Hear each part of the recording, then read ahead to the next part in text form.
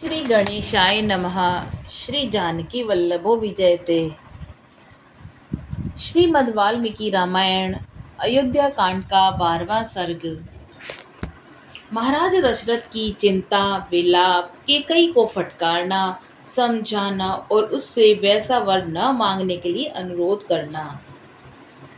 केकई का यह कठोर वचन सुनकर महाराजा दशरथ को बड़ी चिंता हुई। वे एक मुहूर्त के अत्यंत संताप कर रहे थे। उन्होंने सोचा, क्या दिन में ही यह मुझे स्वप्न दिखाई दे रहा है अथवा मेरे चित्त का मोह है, या किसी भूत के आवेश में चित्त में विकलता आ गई है, या आदि व्याधि के कारण यह कोई मन का ही उपद्रव है। यही सोचते हुए उन्हें अपने भ्रम के कारण का पता नहीं लगा।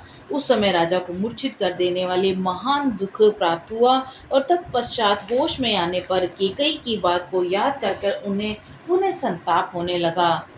जैसे किसी बाघिन को देखकर मृग व्यथित हो जाता है, उसी प्रकार वे नरेश केकई को देखकर पीड़ित और व्याकुल हो उठे। बिस्तर रहित खाली भूमि पर बैठे हुए राजा लंबी सांस खींचने लगे, मानो कोई महान विषैला सर्प किसी मंडल में मंत्रों द्वारा अवरुद्ध हो गया हो।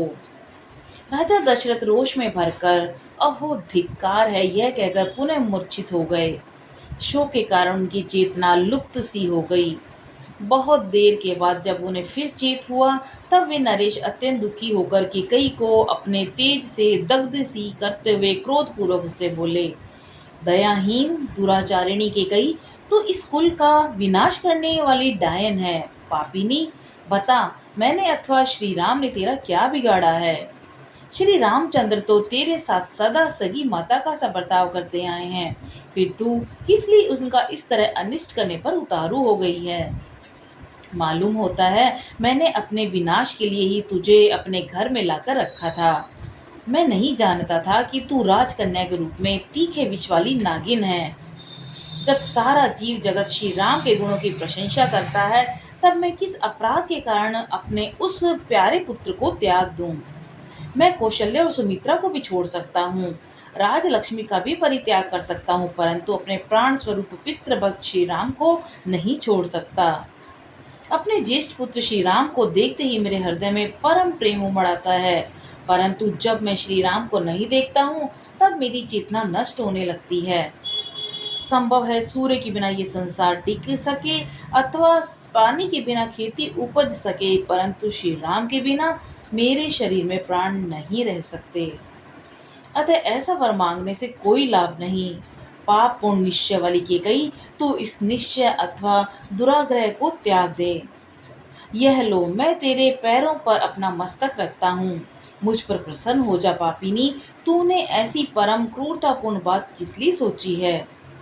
यदि यह जानना चाहती है कि भरत मुझे प्रिय है या अप्रिय, तो रघुनंदन भरत के संबंध में तू पहले जो कुछ कह चुकी है वह पूर्ण हो, अर्थात तेरे प्रथम वर के अनुसार मैं भरत का राज्याभिषेक स्वीकार करता हूँ।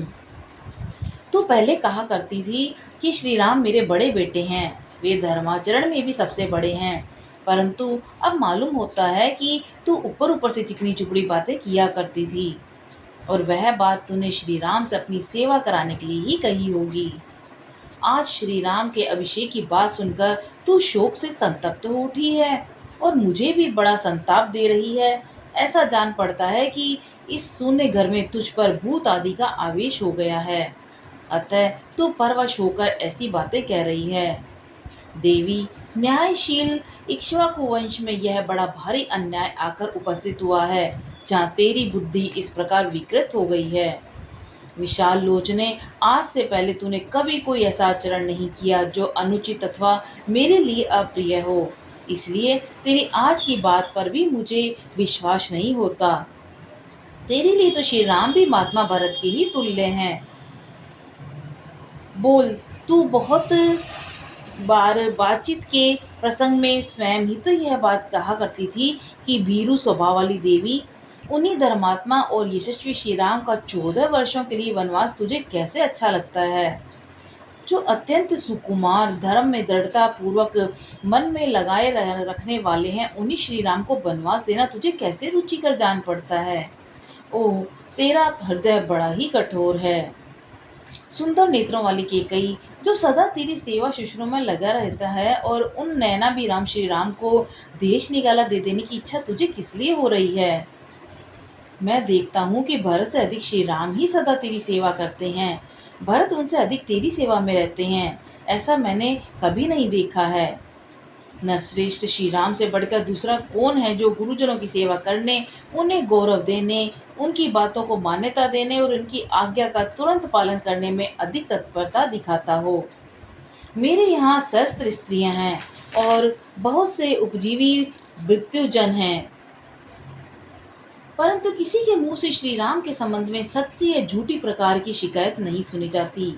पुरुष सिंह श्री राम समस्त प्राणियों को शुद्ध हृदय से सांत्वना देते हुए प्रिय आचरणों द्वारा राज्य की समस्त प्रजाओं को अपने वश में किए रहते हैं। वीर श्री रामचंद्र अपने सात्विक भाव से समस्त लोगों को दान के लिए, द्विजों को और सब सेवा से गुरुजनों को और धनुष बाण द्वारा युद्ध स्थल में शत्रु सैनिकों को जीतकर अपने अधीन कर लेते हैं। सत्य, दान, तप, त्याग, मित्रता, पवित्रता, सरलता, विद्या और गुरु शुश्रूषा, ये सभी सद्गुण श्री राम में स्थित रूप से रहते हैं। देवी, महर्षियों के समान तेजस्वी उन सीधे साधे देवतुल्य श्री राम का तू क्यों अनिष्ट करना चाहती है? श्री राम सब लोगों से प्रिय बोलते हैं, उन्होंने कभी किसी को अप्रिय वचन कहा हो ऐसा मुझे याद नहीं पड़ता। ऐसे सर्वप्रिय राम से मैं तेरे लिए अप्रिय बात कैसे कहूँगा? जिनमें क्षमा, तप, त्याग, सत्य, धर्म, कृतज्ञता और समस्त जीवों के प्रति दया भरी हुई है, उन श्री राम के बिना मेरी क्या गति होगी? केकई, मैं बूढ़ा हूँ, मौत के किनारे बैठा हूँ, मेरी अवस्था शोचनीय हो रही है और मैं दीन भाव से तेरे सामने गिड़गिड़ा रहा हूँ। मुझ पर दया करनी चाहिए। समुद्र पर्यंत पृथ्वी पर जो कुछ मिल सकता है वह सब मैं तुझे दे दूंगा, परंतु तू ऐसे दुराग्रह में मत पड़ जो मुझे मौत के मुंह में ढकेलने वाला हो। केकई नंदिनी, मैं हाथ जोड़ता हूँ, तेरे पैर पड़ता हूँ, तू श्री राम को शरण दे, जिससे यहाँ मुझे पाप न लगे। महाराजा दशरथ इस प्रकार दुख से संतप्त होकर विलाप कर रहे थे। उनकी चेतना बार बार लुप्त हो जाती थी, उनके मस्तिष्क में चक्कर आ रहा था और वे शोक मग्न हो उस शोक सागर से शीघ्र पार होने के लिए बार बार अनुनय विनय कर रहे थे। तो भी केकई का हृदय नहीं पिघला। वह और भी भीषण रूप धारण कर अत्यंत कठोर वाणी से उनके इस प्रकार उत्तर देने लगी। राजन, यदि ये दो वरदान देकर आप फिर भी उनके लिए पश्चाताप करते हैं, तो वीर नरेश्वर, इस भूमंडल में आप अपनी धार्मिकता का ढिंढोरा कैसे पीट सकते हैं? धर्म के ज्ञाता महाराज, जब बहुत से राजर्षि एकत्र होकर आपके साथ मुझे दिए हुए वरदान के विषय में बातचीत करेंगे, उस समय वहां आप उन्हें क्या उत्तर देंगे? यही कहेंगे ना कि जिसके प्रसाद से मैं जीवित हूँ, जिसने बहुत बड़े संकट से मेरी रक्षा की, उसी केकई को वर देने के लिए की हुई प्रतिज्ञा मैंने झूठी कर दी। महाराज, आज ही वरदान देकर यदि आप फिर उससे विपरीत बात कहेंगे तो अपने कुल के राजाओं के साथ कलंक का टीका भी लगाएंगे। राजा शिव्य ने बाज कबूतर के झगड़े में कबूतरों के प्राण बचाने की प्रतिज्ञा को पूर्ण करने के लिए बाज नामक पक्षी को अपने शरीर का मांस काट कर दे दिया था। इसी तरह राजा अलर्क ने एक अंधे ब्राह्मण को अपने दोनों नेत्रों का दान करके परम उत्तम गति प्राप्त की थी। समुद्र ने देवताओं के समक्ष अपनी नियत सीमा को न लांघने की प्रतिज्ञा की थी, सो अब तक वह उसका उल्लंघन नहीं करता है। आप भी पूर्ववर्ती महापुरुषों के बर्ताव को सदा ध्यान में रखकर अपनी प्रतिज्ञा झूठी न करें। परंतु आप मेरी बात क्यों नहीं सुनेंगे? दुर्बुद्धि नरेश, आप तो धर्म को तिलांजलि देकर श्री राम को राज्य पर अभिषिक्त करके रानी कौशल्या के साथ सदा मोह जुड़ाना चाहते हैं। अब धर्म हो या अधर्म, झूठ हो या सच, जिस बात के लिए आपने मुझसे प्रतिज्ञा कर ली है उसमें कोई परिवर्तन नहीं हो सकता। यदि श्री राम का राज्याभिषेक होगा तो मैं आपके सामने आपके देखते देखते आज ही बहुत सा विष पीकर मर जाऊंगी। यदि मैं एक दिन भी राम माता कौशल्या को राजमाता होने के नाते दूसरे लोगों से अपने को हाथ जुड़वाती देख लूंगी तो उस समय मैं अपने लिए मर जाना ही उचित समझूंगी। नरेश्वर, मैं आपके सामने अपनी और भरत की शपथ खाकर कहती हूँ कि श्री राम को इस देश से निकाल देने के सिवा दूसरे किसी वर से मुझे संतोष नहीं होगा। इतना कहकर केकई चुप हो गई। राजा बहुत रोए, गिड़गिड़ाए, किंतु उसने उनकी किसी बात का जवाब नहीं दिया। श्री राम का वनवास हो और भरत का राज्याभिषेक। केकई के मुख से यह परम अमंगलकारी वचन सुनकर राजा की सारी इंद्रियां व्याकुल हो उठी। वे एक मुहूर्त तक केकई से कुछ न बोले। उस अप्रिय वचन बोलने वाली प्यारी रानी की और केवल एकटक दृष्टि से देखते रहे। मन को अप्रिय लगने वाली केकई की यह वज्र के समान कठोर तथा दुख शोकमयी वाणी सुनकर राजा को बड़ा दुख हुआ। उनकी सुख शांति छिन गई। देवी केकई उस समय घोर निश्चय और किए हुए शपथ की ओर ध्यान जाते ही वे हाय राम कहकर लंबी सांस खींचते हुए कटे वृक्ष की भांति गिर पड़े। उनकी चेतना लुप्त सी हो गई। वे उन्मादग्रस्त से प्रतीत होने लगे। उनकी प्रकृति विपरीत सी हो गई। वे रोगी से जान पड़ते थे। इस प्रकार भूपाल दशरथ मंत्र से जिसका तेज हर लिया गया हो, उन रूप के समान निश्चेष्ट हो गए। तदंतर उन्होंने दीन और आतुर वाणी में केकई से इस प्रकार कहा कि अरे, तुझे अनर्थ ही अर्थ सा प्रतीक हो रहा है। किसने तुझे इसका उपदेश दिया है? जान पड़ता है कि तेरा चित्त किसी भूत के आवेश से दूषित हो गया है। पिशाचग्रस्त नारी की भांति मेरे सामने ऐसी बातें कहती हुई तू लज्जित क्यों नहीं होती? मुझे पहले इस बात का पता नहीं था कि तेरा यह कुलानुचित शील इस तरह नष्ट हो गया है।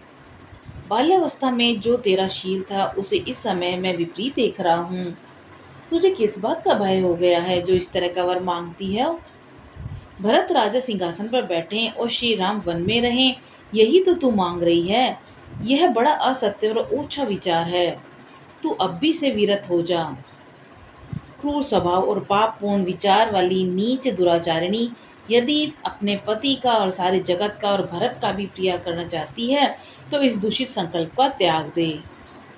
तू मुझ में या श्री राम में कौन सा दुखदायक या अप्रिय बर्ताव देख रही है कि ऐसा नीच कर्म करने के लिए उतारू हो गई है? श्री राम के बिना भरत किसी तरह राज्य लेना स्वीकार नहीं करेंगे, क्योंकि मेरी समझ में धर्म पालन की दृष्टि से भरत श्री राम से भी बड़े चढ़े हैं। श्री राम से यह कह देने पर कि तुम वन को जाओ, जब उनके मुख की कांति या राहुग्रस्त चंद्रमा की भांति फीकी पड़ जाएगी, उस समय मैं कैसे उनके उस उदास मुख की ओर देख सकूंगा?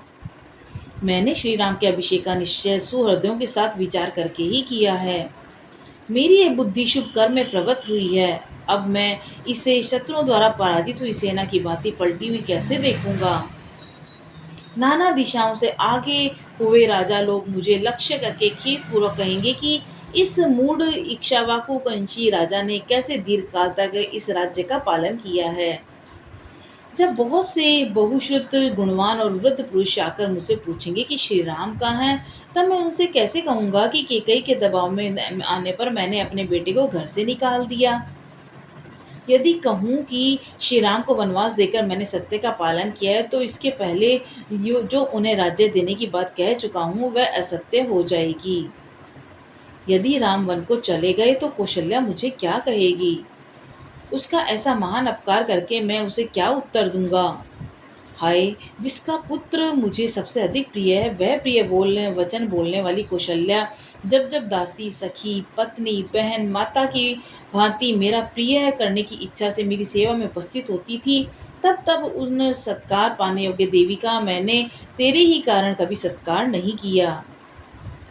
तेरे साथ मैंने इतना अच्छा बर्ताव किया, वह याद करके उस समय मुझे इतना संताप दे रहा है जैसे हानिकारक व्यंजनों से युक्त खाया गया हुआ अन्न किसी रोगी को कष्ट देता है। श्री राम के अभिषेक का निवारण और उनका वन की ओर प्रस्थान देखकर निश्चय ही सुमित्रा भयभीत हो जाएंगी। फिर वह कैसे मेरा विश्वास करेगी? हाय, बेचारी सीता को एक ही साथ दो दुखद और अप्रिय समाचार सुनने पड़ेंगे। एक तो श्री राम का वनवास और मेरी मृत्यु। जब वह श्री राम के लिए शोक करने लगेगी, उस समय मेरे प्राणों का नाश कर डालेगी। उसका शोक देखकर मेरे प्राण इस शरीर में नहीं रह सकेंगे। उसकी दशा हिमालय के पाश भाग में अपने स्वामी किन्नर से बिछड़ी हुई किन्नरी के समान हो जाएगी। मैं श्री राम का विशाल वन में निवास करते और मिथिला से कुमारी सीता को रोती देकर अधिक काल तक जीवित रहना नहीं चाहता। ऐसी दशा में तू निश्चय ही विधवा होकर बेटे के साथ अयोध्या का राज करना। ओह, मैं तुझे अत्यंत सती साध्वी समझता था, परंतु तू बड़ी दुष्टा निकली। ठीक उसी तरह जैसे कोई मनुष्य देखने में सुंदर मदिरा को पीकर पीछे उसके द्वारा किए गए विकार से समझ पाता है कि इसमें विष मिला हुआ था। अब तक जो तू सांत्वनापूर्ण मीठे वचन बोलकर मुझे आश्वासन देती हुई बातें किया करती थी, वे तेरी कही हुई सारी बातें झूठी थी। जैसे व्याघ्र हिरण को मधुर संगीत से आकृष्ट करके उसे मार डालता है, उसी प्रकार तू पहले भी मुझे लुभाकर अब मेरे प्राण ले रही है। श्रेष्ठ पुरुष निश्चय ही मुझे नीच और नारी के मोह में पड़कर बेटे को बेच देने वाला कहकर शराबी ब्राह्मण की भांति मेरी राह बाट गली कूचों में निंदा करेंगे। ओहो, कितना दुख है, कितना कष्ट है, जहाँ मुझे तेरी ये बात सहन करनी पड़ती है, मानो यह मेरे पूर्व जन्म के किए हुए पाप का ही अशुभ फल है जो मुझ पर ऐसा महान दुख आ पड़ा। पापिनी, मुझ पापी ने बहुत दिनों से तेरी रक्षा की और अज्ञानवश तुझे गले लगाया, किंतु तू आज मेरे गले में पड़ी हुई फांसी की रस्सी बन गई। जैसे बालक एकांत में खेलता खेलता काले नाग को हाथ में पकड़ ले, उसी प्रकार मैंने एकांत में तेरे साथ क्रीड़ा करते हुए तेरा आलिंगन किया, परंतु उस समय मुझे यह न सूझा कि तू ही एक दिन मेरी मृत्यु का कारण बनेगी। हाय, मुझ दुरात्मा ने जीते जी ही अपने महात्मा पुत्र को पितृहीन बना दिया। मुझे यह सारा संसार निश्चय ही धिकारेगा, गालियां देगा, जो उचित है ही है।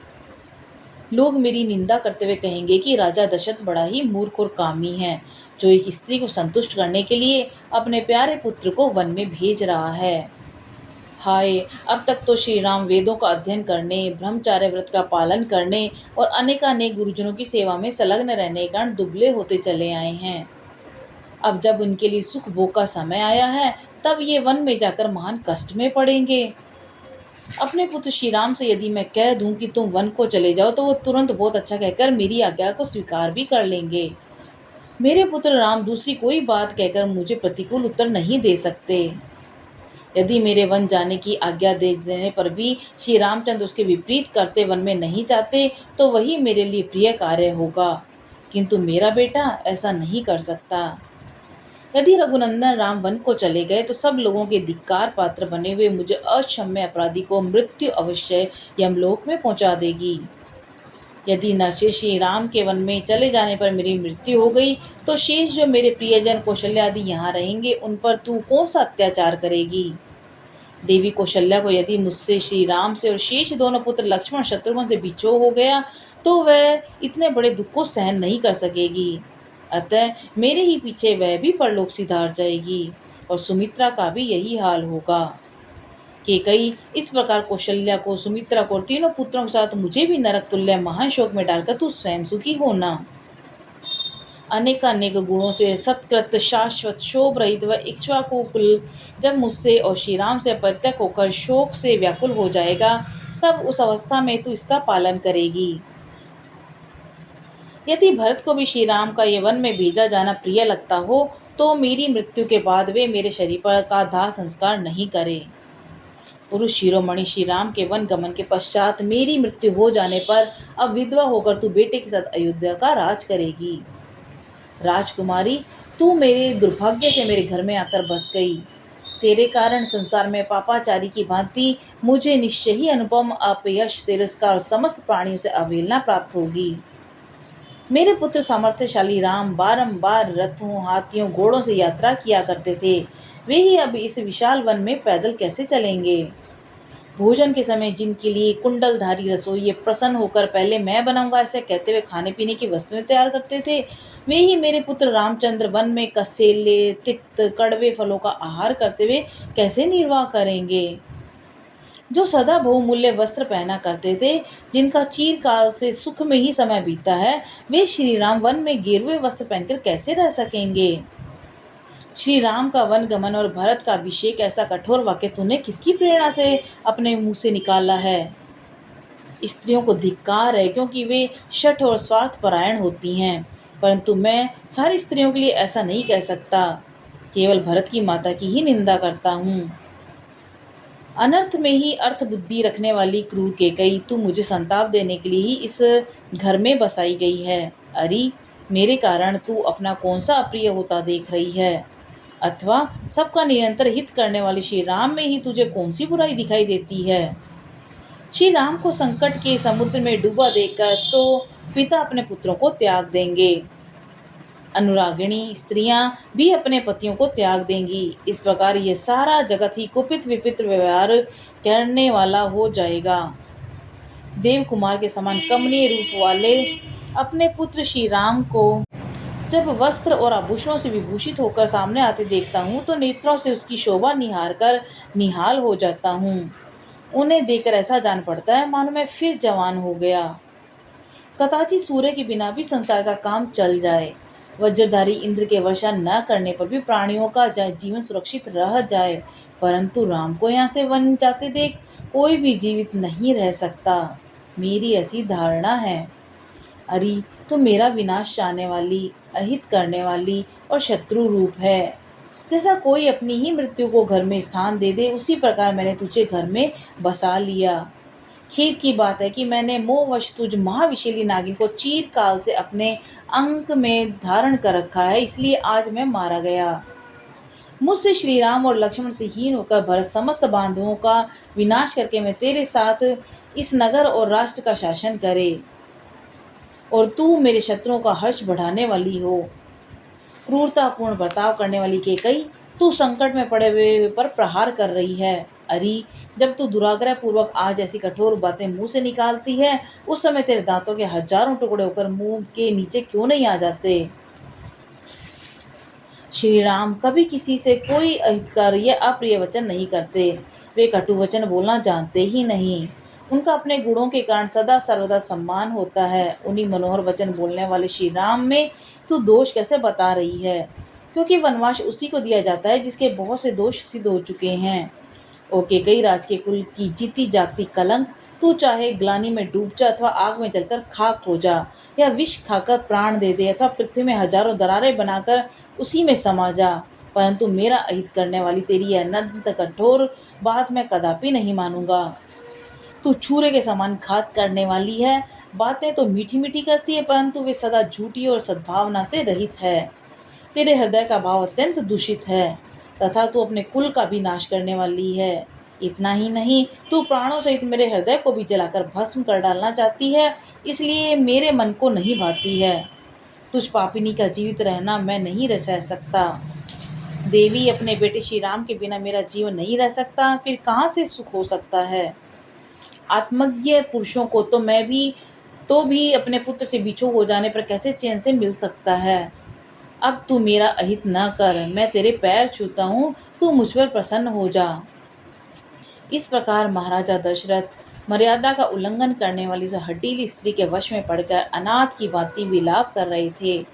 वे देवी केकई के फैलाए हुए दोनों चरणों को छूना चाहते थे, परंतु उन्हें न पाकर बीच में ही मूर्छित होकर गिर पड़े। ठीक उसी तरह जैसे कोई रोगी किसी वस्तु को छूना चाहता है, किंतु दुर्बलता के कारण वहां तक न पहुंचकर बीच में ही अचेत होकर गिर जाता है। इस प्रकार श्री वाल्मीकि निर्मित आश्रमण आदि काव्य के अयोध्या कांड में 12वां सर्ग पूरा हुआ। बोलो सियावर रामचंद्र जी की जय, पवन सुत हनुमान जी की जय।